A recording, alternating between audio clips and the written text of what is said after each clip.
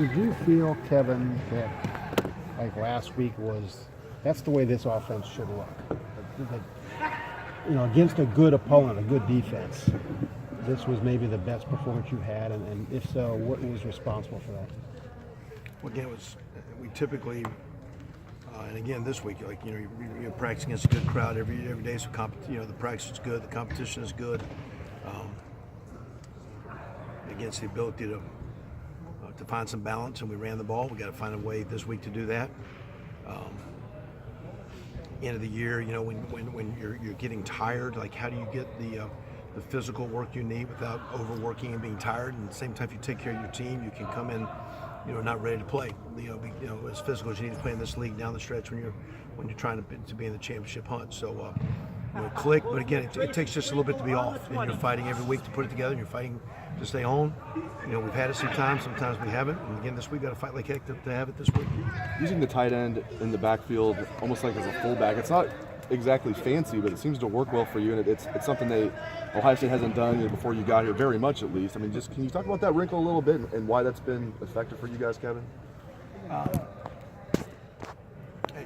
Just based on the structure of the defense each week, and we got to find some ways to balance that formation out as you move forward, because you have tendencies of where you're running it, or what's the passes and the things off of that. So you don't want to have a lot of offense, but each week you got to have some balance, and sometimes we're trying to hide that formation, maybe motion around, but what it is giving us an angle to basically insert and basically almost get like an old-fashioned ISO block on a linebacker or a backside cuff where you can stop the defense and get a crease. And if you put the guy on the edge, you're always reach blocking, and sometimes when you're reach blocking, things just go sideways. So when you bring him against the grain to cut off the end, of course, when you bring him, what a lot of people do, they'll actually key him instead of the running back, because sometimes that guy takes you to the ball. So we've got to do a great job as coaches having balance in the formation so that you don't have your tendencies and tips. So to me, I think this day and age, a tight end in a spread offense is sometimes needs to be almost a fullback, sometimes be a real tight end, sometimes needs to be a receiver. It seemed like we were using that a little bit more right now. It seemed like you were using that very basic but effective double team block with a Billy and a guard. Just that double team that's been a staple of this offense forever. Has it been working better? Is it something that you kind of recommitted to? No, I mean that's. I think when you're double teaming without that insert guy, you have to then work to the near backer, and that makes that double team faster. When you bring an extra guy, now when we bring an extra guy, they bring an extra guy. It's always, you're playing chess a little bit. But when you bring that fullback into the game or insert we had a play years ago where, the tight end would just fold in, it allows this first combo to be a little bit more physical and rim it and clean it out a little bit more, and gives you a chance to get more vertical movement. Mm-hmm. Because, we throw some bubble passes and we get some perimeter plays to get the ball going sideways, but you've got to get the ball going down the field, and when you get some vertical blocks, you can get the ball down the field. Kevin, what did you guys find out about your running game last week, especially that cemented some thoughts or that you didn't know about it? Against the number 3 rush defense in the country. Yeah, again, we worked hard to just sprinkle some stuff to take advantage of the way their structure is. This week, much different structure. With Coach Smith and his background, they're both Coach Smith, Coach Antonio, tremendous defense coaches, but different structures. So last week but it's really the guys executing up front, and we kind of stayed with it early and got in good rhythm. Was the 82-yard run by Mike Weber an almost perfectly executed run play? I mean, when you look at it on video, obviously Michael Jordan comes off.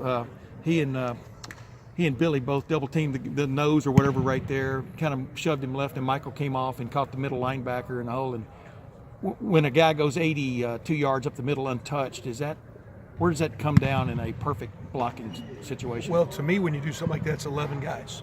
And so, for example, you throw the ball, and everybody says, hey, JT was hot. Well, there's a lot of guys pass blocking. All I deal when those plays work. I mean, if you say sometimes it's the perimeter blocking. In this case, we actually had receivers running routes, and 4 guys took 6 guys out of the picture initially, and that opened up the crease. So it was a great team effort.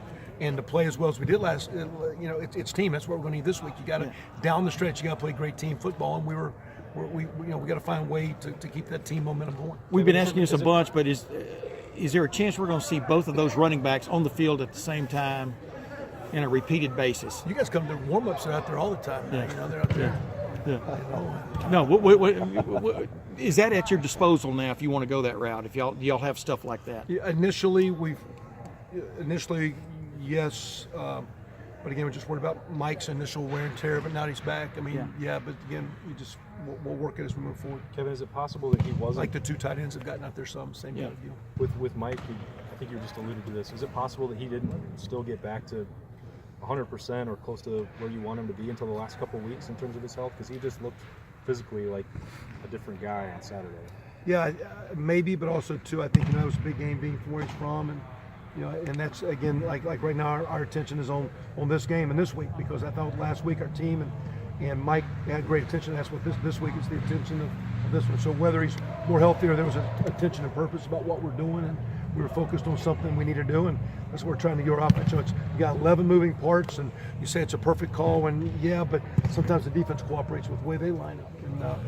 And so again, down the stretch, what you're looking at is offensively is how do you keep putting together each week and get your team to play as hard as it can. Kevin, you came in here. When you got go here, JT had been starting for the better part of 3 years. Was he at a different level than other quarterbacks you coached? I mean, in terms of maturity, what was special about him? Very, very mature, very grounded. Parents' upbringing, DNA, the way he's been raised, the way he's been coached previously, the coaching had gone on here, where he had been challenged a lot and understood protections but really understood how to prepare. So a really good, talented kid, but a great work kid, has a lot of great work habits. What about development this year? Have you seen? I mean, on and off the field? Yeah, I mean, I think I'd have Coach Day and JT answer that one, but they've worked well together, and I think Ryan is a phenomenal coach, does a great job, and JT's been a sponge that comes in every day wanting to get better, and they've worked well. And I mean, to me, I've seen a guy throw it really, really well, and I think it's a credit to both those guys. Kevin, you came in here. You had never coached with these guys, any of these seniors before and stuff, and obviously they bought into like what you guys are doing now and stuff. But who has really caught your eye as far as your first time working with them among the senior group? That I mean, obviously you talked about JT and stuff. Yeah, Billy Price is very elite in the way he. Again, we talk about preparing. Like when we do, a matter of fact, we were doing a walkthrough the other day, game day morning, and Coach Day looked at me and said, "That's enough." And I said, "You guys said that's enough?" And he goes, "Billy Price just bent his knees for 30 minutes in a perfect position. How long can you do that?"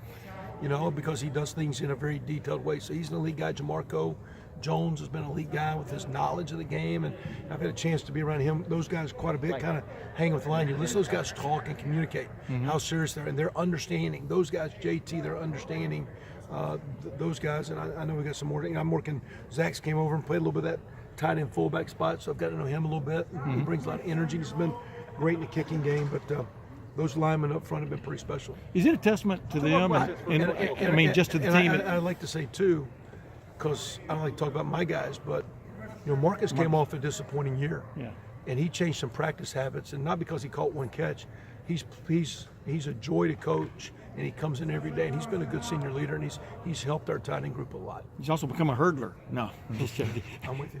Hey, is it a testament to them too, though, that you guys have put yourself back in the big picture after a humongous defeat a couple of weeks ago and stuff? Well, what does it, I guess, testify to the I guess the strength of this program or this team? That I just think we're very, very talented, and we got a great culture, but you got to work every week to stay on, and stay on target, and to stay locked in. And it's not about it's physical and it's mental, and it's getting a group to have that energy and that focus, and that's been our whole deal. Is it wasn't to do anything but to put our focus on one game, 1 week, and have a great week, and that's what we've done this week. That was good. Let's come back to now this week, this game, this third down package, this score zone package, this in special teams and other phases. But from an offensive perspective, here's what we're going to see, and how do we have? We've always practiced well, but I think our coaches worked well to again put together a good plan. Let's go attack and see if we can put together another strong week. You've had some outstanding 1-2 punches with the running backs throughout your career. Have you had to borrow, from what you've done in the past to sort of keep both J.K. and Mike? I haven't, with the injury that Mike had, and just being a little consistently. It's not the last couple of weeks with him coming on. It's been and Coach Alford's handled that. There's a couple of years we had a couple of good guys. They were kind of both playing and hot hand and go back and forth. And right now it's just a blessing. And I'm happy for Mike to have him back. And JK's had a great year. Urban said that Coach Drawa played a bigger role in the offensive game planning last week. What kind of is his role in that capacity, and is that continued this week? Yeah, I mean, basically, with Coach Meyer's background, Coach Day and Coach Smith being receiver, skill guys, and then Coach Meyer kind of well-rounded, and Coach Day as well. I mean, and even Zach, we kind of divvy a little bit of running pass. And me and Coach Stu Draw went last week. We just kind of really just hashed out what do you like and why, and just kind of put our laser lights on it and kind of just day by day, do you like this and why, and if they do this and this and this, and as much as anything, we kind of eliminated some things we didn't like, focused on some things we wanted, worked it hard, and I think our offensive staff's a joint deal. It's a group effort. There's a lot of talking in between drives. What do you like? I'll flip over to Stud and say, hey, I'm thinking these two runs. What do you like? Because I like that one. How about this one? So there's a lot of open communication. That's how the offensive staff works. Is there a different perspective that maybe he brings from yours that kind of helps you guys come together and maybe get that run game to where it was last week? Yeah, in some ways. At the same time, though, I mean, he's got a background with some two-back work, which I got a part of. His time with Coach Miles, he's got a lot of quarterback run in him. With some of his time at places, Coach Meyer previously, what they've done at other stops when he's at Maryland. So even though I've never worked with him, we have a lot of similar thoughts, and sometimes he'll see it differently, but our communication, our thought process is similar.